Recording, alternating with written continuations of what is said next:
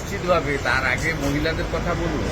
রাজ্য সরকার অ্যাডভাইসারি দিয়ে ডাইরেকশন দিয়ে বলছেন রাত্রিটা মহিলাদের জন্য নিরাপদ নয়। এ লজ্জা রাখার কোনো জায়গা আছে? সেখানে সংসদে বিধানসভায় মহিলাদের আসন সংরক্ষণ বিল পাস হচ্ছে, নারী সশক্তিকরণের কথা বলা হচ্ছে।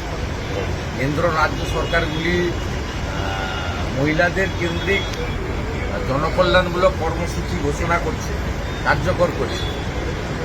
প্রধানমন্ত্রী আবাস যোজনার বাড়ি মহিলাদের নামে এগ্রিমেন্ট হচ্ছে, সেইখানে এই রাজ্য সরকার আলাপন বন্দ্যোপাধ্যায় একটা চাটুকার, তাকে দিয়ে বলছে যে রাত্রিবেলা মহিলাদের ডিউটি করার দরকার নেই। একদম সবচেয়ে বড় তো এইটা বিপন্ন পশ্চিমবঙ্গে, মহিলাদের যে রাত্রিবেলা নিরাপত্তা নেই, এটা সরকার বলছে।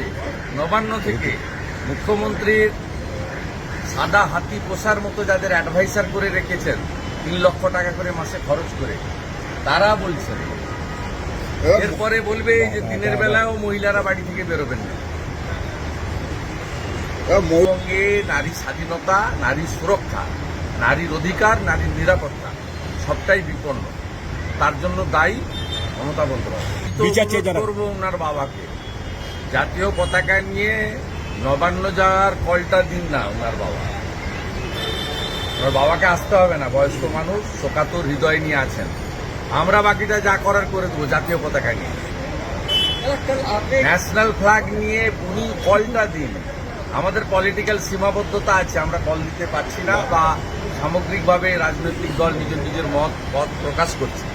এবং এখানে বিজেপি, সিপিএম, তাদের বিভিন্ন বা অন্য রাজনৈতিক দল সংগঠন, তাদের নিজস্ব কিছু দায়বদ্ধতা আছে, বাধ্যবাধকতাও আছে।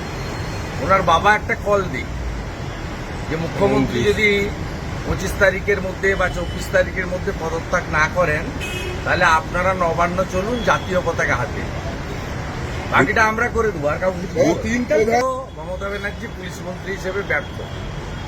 প্রথমত খেলা পরিচালনা করতে পারেন না, দ্বিতীয়ত এটা রাজ্যের লজ্জা, এই রাজ্যের খেলাটা চলে গেল ঝাড়খণ্ডে।